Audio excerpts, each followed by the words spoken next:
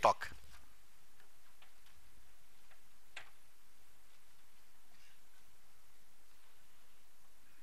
ख़वातीन हज़रात, अस्सलाम वालेकुम वरहमतुल्लाहि वबरकातुहू।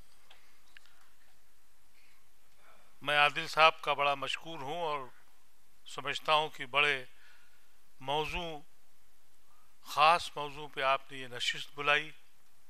ऐसे वक्त में जिस समाज में पुलिस बेईमान हो, अदालतें इंसाफ न देती हों, हुकूमतों की नीयत साफ न हो और कौम ऐसी जो अपने माजी में खोई हो, मुस्तकबिल का जिसके पास कोई खाका न हो, और कौम जो खौफ और हिरास में रहती हो, मुश्तबा और मशकूक हो, वहाँ क्या अंजाम होगा? वो मुल्क किस सिमत जाएगा? कौन सा समाज बनेगा?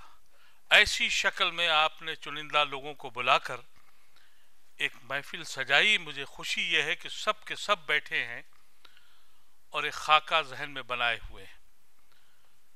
आपका मौजू गुफ्तगू यह है कि यूपीए 1 और 2 के क्या वायदे थे और क्या हम लोगों ने हुकूमत में रहे, कुछ दिनों पार्लियामेंट में साथ रहे, अजीज पाशा भाई मेरे साथ थे और काफ़ी कोशिश करके देखा, करीब से जाके देखा। हम आज जिस जगह खड़े हैं, हम एक कौम, वो कौम है, कोई हमको गाली दे के पार्लियामेंट जाता है, कोई पीठ सहला के पार्लियामेंट जाता है। एक फुटबॉल हैं जो इधर से किक मारते हैं, उधर से किक मारते हैं। हमारे वोटों का सहारा लेकर न जाने कौन कहां से कहां पहुंच गया। जब पलट के देखता हूं तो मुझे अपनी कौम तने तना दिखाई पड़ती है। ऐसी शक्ल में क्या करना होगा? ये एक ऐसी मौजू है, एक ऐसी गुफ्तगू हो जिस पे संजीदगी से सोचना पड़ेगा। जब पहला यूपीए बना, मैनिफेस्टो बना, उसमें मेरा भी कुछ दखल था, मैंने भी कुछ काम किया था, कुछ वादे हुए थे, कुछ हिकायतें हुई थी, और जब पावर में आए तो आपको याद होगा ये कहा गया था कि रिजर्वेशन दिया जाएगा। कर्नाटका और केरल के पैटर्न पर अगर सरकार बनी और एनडीए उतरा तो रिजर्वेशन होगा। आंध्र प्रदेश ने लागू किया। अदालत ने पूछा ये साबित करो कि तुम बैकवर्ड हो। उस वक्त हुकूमत में खुलूस था, नीयत थी, विल थी। सच्चर कमेटी बनी, इन लोगों ने कारनामा अंजाम दिया और ये जख्म खोल के दिखा दिया सबको। हमको भी मालूम था कि हम कहां खड़े हैं। दुनिया को दिखा दिया कि हमने 60 साल में क्या हासिल किया था। 2009 का इलेक्शन आया। 2004 के इलेक्शन में कांग्रेस पार्टी की 135 सीटें थी। मिनिमम एग्रीड प्रोग्राम पे हुकूमत चल रही थी। जब कोई ज़रूरत पड़ती थी, ये बैठे हैं पाशा साहब, इनकी पार्टी और मुख्तलिफ पार्टियां लगाम खींच लेती थी और वो एग्रीड मिनिमम प्रोग्राम पे हुकूमत चली थी। 2009 में 206 सीटें आ गई उन लोगों को जो अपने को सेकुलर कहते हैं। पुनियानी भाई ने बिल्कुल सही कहा, ये वो लोग हैं जो सब में मौजूद हैं। ये घड़ियाल सब पार्टियों में पहुंच गए। 2006 में 206 सीटें आ गई। कहा ये कि अब तो हम हाकिम वक्त हैं, हमको हुकूमत बनानी है।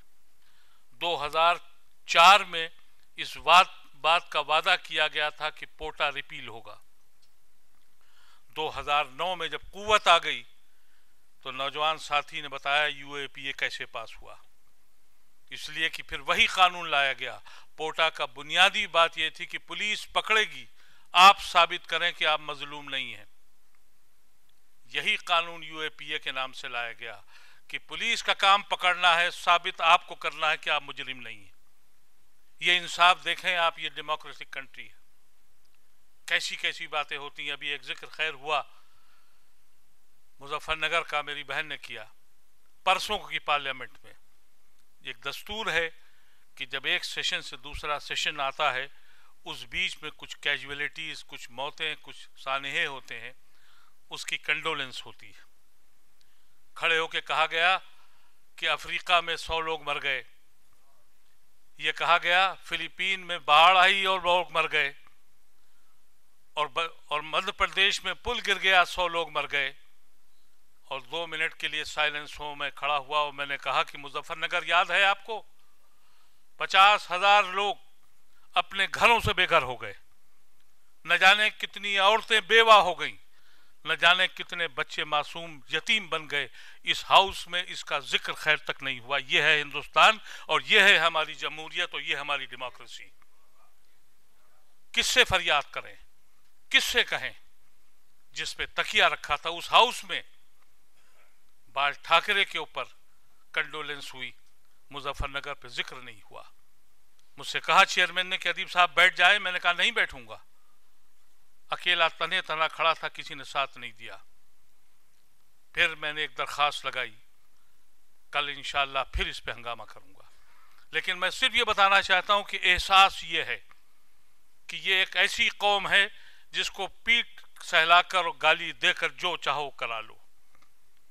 तो 13 का मनसब नहीं है जो कौमें खौफ हिरास में हो, और ये वो कौम है जिसने अपने खून को बांटा था, जिसने इस मुल्क, आजाद मुल्क में कभी जिना की तलाश नहीं की थी, गांधी को ढूंढा था, गांधी मिलने को तैयार नहीं। इलेक्शन के वक्त मैनिफेस्टो में आता है। कितना बताएं आपको? अगर पार्लियामेंट न गया होता तो इनके कुंद जहन और जहन आलूद जो इनकी सोच है वहां तक मैं पहुंच नहीं पाया होता। हमने तो ये देखा, पुनियानी साहब ने बहुत सही कहा कि गांधी को कत्ल करके भी चैन से नहीं बैठे हैं। वो रूह कब्ज कर लेना चाहते हैं, वो सोच खत्म कर देना चाहते हैं। ये मुल्क के दुश्मन लोग हैं, लेकिन हम कहां बैठे हैं? नौजवान साथी ने बिल्कुल सही कहा था कि सब कुछ दे दीजिए अगर सेंस ऑफ फियर कायम है।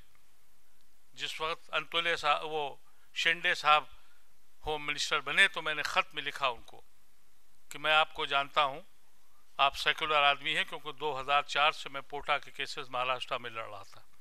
ये चीफ मिनिस्टर थे, मेरी मदद करते थे, तो मैंने उनको मुबारकबाद का खत लिखा और कहा कि आप सेकुलर इंसान हैं, ये हिंदुस्तान की खुशनसीबी है। लेकिन बुनियादी बात यह है कि आप इस मुल्क में मुसलमानों के लिए सेंस ऑफ फियर निकाल दीजिए और सेंस ऑफ बिलोंगिंग डेवलप कर दीजिए। उसके लिए ज़रूरी यह है कि पुलिस का रिफॉर्म बिल लाइए। ये पुलिस जो है, ऐसी बदनसीबी है इस मुल्क में कि जिसको लॉ एंड ऑर्डर मेंटेन करना है, वो शख्स खुद इतना बेईमान और करप्ट हो चुका है और इतना नफरत उसके अंदर आ गई है।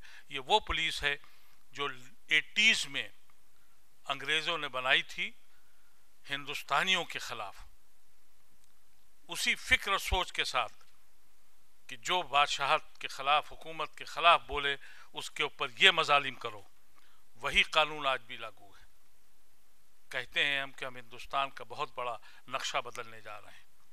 मैं अभी अमेरिका में था। अमेरिका में सिर्फ पहली बार पूरी दुनिया को उन्होंने अजाब बना दिया। पहली बार 9/11 में वो अजाब में फंसे थे और उसके बाद उन्होंने पूरी दुनिया में मुसलमानों को दूसरे दर्जे का बदतरीन शहरी साबित किया। लेकिन मुझे हैरत हुई कि मैं जिस शहर में भी गया, मैं कोई 10 साल के बाद गया था, हर जगह नई नई मसाजिदें बन गईं, इस्लामिक सेंटर खुल गए। ये मेरा मुल्क है जहां मैंने सांझी लड़ाई लड़के ये मुल्क आज़ाद कराया था। मेरी मस्जिदें आर्काइव्स में बंद हैं। वहां जहां सजदे होते थे वहां अय्याशी के अड्डे बन गए। 5 साल से मैं हुकूमत हिंद से कह रहा हूं कि मेरी अपनी मस्जिदें तो वापस कर दो, दिल्ली की और हिंदुस्तान की। कहते हैं ये आर्काइव्स में है। लेकिन जहां दौलत कमानी है, हुमायूं का मकबरा, वो आर्काइव्स से लेके वहां दौलत कमाने के लिए एक सयाह का दरवाजा खोल दिया। कितने जख्म बताए जाए, किस पे एतबार किया जाए? आज जो कुछ इलेक्शन का सिलसिला आ रहा है, मैं समझता हूं कि हम सब लोगों को ये सोच के चलना पड़ेगा जो कभी काशीराम कहते थे कि एब्सोल्यूट पावर अगर इनको दी तो ये हिटलर बन जाएंगे। इनको ऐसी पावर दीजिए कि जिसके हाथ और लगाम हमारे पास हो। एक लगाम हम अपने पास रखें तो ये सेकुलर भी बन जाएंगे।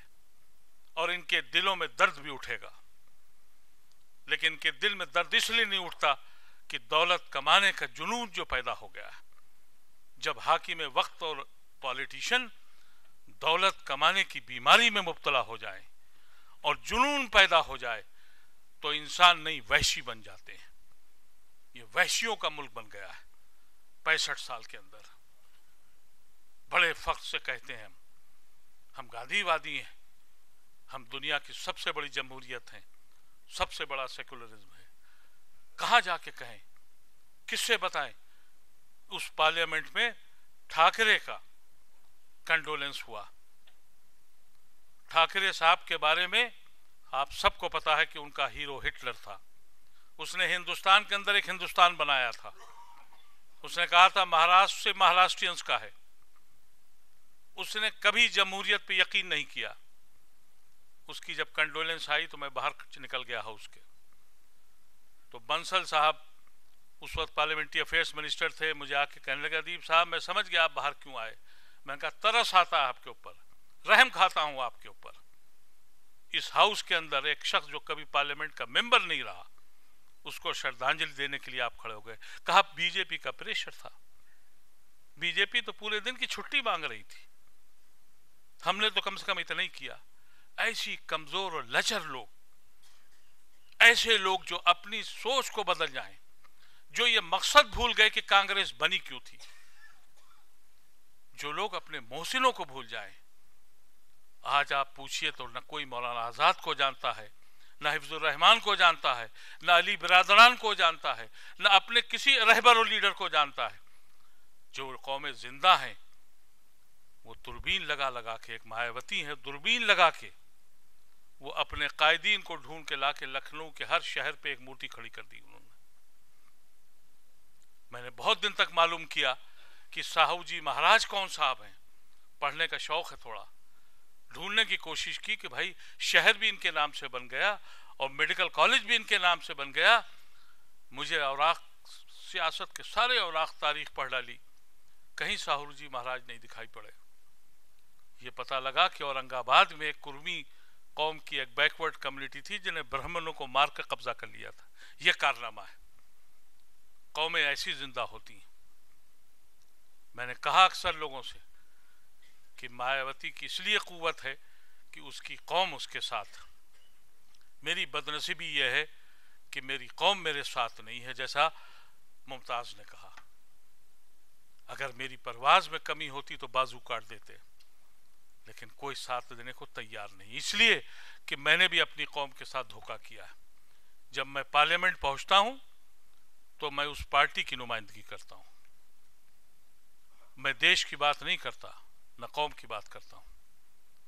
मैंने एक दस्तूर बनाने की कोशिश करी और मैं समझता हूं कि मैं अपने रब के पास जब जाऊंगा तो जरूर कहूंगा कि मैंने कोशिश करी थी। 10 लोग हिंदुस्तान यूपी से मुसलमान जाने थे पार्लियामेंट में, एक मुसलमान जाना था। मैं आजाद खड़ा हुआ और क्योंकि मुसलमान था इस कोटे में चला गया। मुझसे कहा गया कि कांग्रेस ऑफिशियली ज्वाइन कर लो। मैंने कहा कि मुझको तो मुलायम सिंह ने भी वोट दिया है। उन्होंने कहा फिर? मैंने कहा क्योंकि मुसलमान था इसलिए पार्लियामेंट आया हूं, इसलिए पहले उसकी बात करूंगा। मैंने कभी अलग मुसलमान पार्टी बनाने की बात नहीं की। मैंने विश्व हिंदू परिषद की मुखालिफत करी, मैंने हर उस शख्स की मुखालिफत की है जो अलग अपनी दुनिया बसाता है, लेकिन अपना हक छीनना तो मुझको आना चाहिए। हक छीनना पड़ेगा आपको। बहुत सी बातें, रिजर्व सीट की बात की गई, बहुत सही बात कही हमारे जफर महमूद साहब ने। बिल्कुल शिनाख्त करके, पहचान के वो सीटें रिजर्व की गई। लेकिन एक दूसरी हकीकत भी है, और दूसरी हकीकत यह है कि हमने तो सबको वोट दिया। कांग्रेस की जब एक आइडियोलॉजी थी तो उस आइडियोलॉजी पे हमको वोट मिलता था, हम 50+ पार्लियामेंट में जाते थे। लेकिन जब ये कांग्रेस ने शिलान्यास किया और बाबरी मस्जिद शहीद की, हम नाराज हो गए। हमने छोटों को बड़ा किया, छोटी पार्टियों से कहा कि तुम बड़े बन जाओ, उस तरफ भागे। नतीजा यह हुआ कि छोटी पार्टियां तो बड़ी बन गईं और हम घट के पार्लियामेंट में 26 रह गए। और अब फिर ये होने जा रहा है कि हम 15 रह जाएंगे। यही वजह है कि जब वीमेन रिजर्वेशन बिल का मसला आया तो पुनियानी साहब, I was the lone member of parliament who oppose that bill, और मुझसे जब कहा गया और सोनिया गांधी तक ने कहा और अहमद पटेल आए कि अदीब साहब आप ये क्या कर रहे हैं, मैंने कहा मुझे औरतों के रिजर्वेशन से कोई खतरा नहीं है, मैं उस साजिश को समझता हूँ, और वो साजिश ये है कि जहाँ जहाँ मेरी सीटें थी वो रिजर्व की गई और मुझे घटा के यहाँ लाया गया। अब जो मजीद सीटें हैं वहाँ मुस्लिम वुमेन रिजर्वेशन करके आप उनको रोकेंगे। और मैंने पार्लियामेंट में ये तकरीर में कहा कि मैं इतना पुराना कांग्रेसी हूँ कि मेरी सगी खाला ने 1936 में लखनऊ से इलेक्शन लड़ा था कांग्रेस से मुस्लिम लीग के खिलाफ, और मेरी माँ ने बुर्का पहन के इलेक्शन लड़ाया था अपनी बहन का। आज मैं उसी कांग्रेस से नाला हूं। आज मेरी बेटी हिजाब करके बुर्का पहन के, मैंने पार्लियामेंट में कहा कि अगर वो इलेक्शन लड़ने जाए तो आप उसे दकियानूसी और कट्टरपंथी आतंकवादी कहेंगे। समाज ऐसा बनाया है आपने, जहां 4 लाख मुसलमान हैं और 3 लाख दूसरे लोग हैं, तो कहते हैं कि 3 लाख वाले को दे दो, 4 लाख मुसलमान तो वोट देगा ही, इसलिए कि बीजेपी इधर बैठी हुई है, एक मशीन है वोट डालने की। हम इस तरह से इस्तेमाल किया है और मैंने उसकी मुखालफत की। मेरी बहुत सी बहनें मुझसे नाराज हुई, लेकिन वो कॉन्सेप्ट को मैं समझ चुका हूं, मेरी जमीन कैसे छीनी जाए। मैंने कहा अगर आपको औरतों का रिजर्वेशन देना है तो मुस्लिम औरतों का रिजर्वेशन सीट फिक्स करिए, मैं आपके साथ हूं, लेकिन अगर आपकी ये साजिश है कि मेरी सीट आप छीनना चाहते हैं, बहुत से मामलात हैं ऐसे। अभी कहा गया कि आईएस में बैठा जाए। आईएस में पिछले चंद सालों से अरबिक और पर्शियन लेके कुछ बच्चे आईएस में आ गए। आप ज्यादा जानते हैं, जफर महमूद साहब ने तो बड़ी मेहनत की है इस पे। कहा यह गया कि मदरसे के बच्चे आगे पढ़ें, उनको और तरक्की दी जाए, मेन स्ट्रीम में आए। कुछ बच्चे वाकई आ गए और कंपटीशन में आ गए। 20 साल यूपीएससी ने पर्शियन और अरबिक को निकाल दिया आईएस से। इस साल उसके पर्चों से निकाल दिया, कहा यह फॉरेन लैंग्वेज है। मैंने पार्लियामेंट में चिल्ला चिल्ला के कहा कि पर्शियन फॉरेन लैंग्वेज है। अरे पर्शियन ने तो हिंदुस्तान और हिंदुइज्म को पूरी दुनिया से पहचानवाया था। जब 600 साल पर्शियन यहाँ की जबान रही तो इसी पर्शियन ने रामायण और पुराण और तुलसी और सब की तर्जुमे किए, तब दुनिया को पता लगा कि ये हिंदुइज्म कोई मजहब है। अफ्रीका में 10 मजहब है, किसी को नहीं मालूम। ये पर्शियन की देन थी और अरबी की देन थी, उसको भी आईएस से निकाल दिया गया। हम सब देखते रह गए। यूएपीए का जो जिसका जिक्र किया गया, यूएपीए में पहले ये था, पोटा में ये था कि कोई अगर बैंड ऑर्गेनाइजेशन मुजरिम करार पाए तो उसके मेंबरान को जेल में भेजा जाए। सीमी को बैंड किया गया, पूरे हिंदुस्तान से नौजवान बच्चे पकड़े गए क्योंकि ये बैंड ऑर्गेनाइजेशन के लोग हैं। अब यूएपीए जो हम पे लागू है, उसमें कहा गया कि party whether registered unregistered, there is no question, any group of people more than 2 will be considered as group. यानी अगर हम 4 लोग शाम की चाय पीते हैं किसी क्लब में और एक मुजरिम है तो बाकी 3 भी जाएंगे, 5 साल से शुरू लेके लाइफ इंप्रिजमेंट तक। ये कानून पास हुए जब आपके पास ज्यादा कुव्वत आ गई। कोई शक्ल ऐसी निकलनी चाहिए।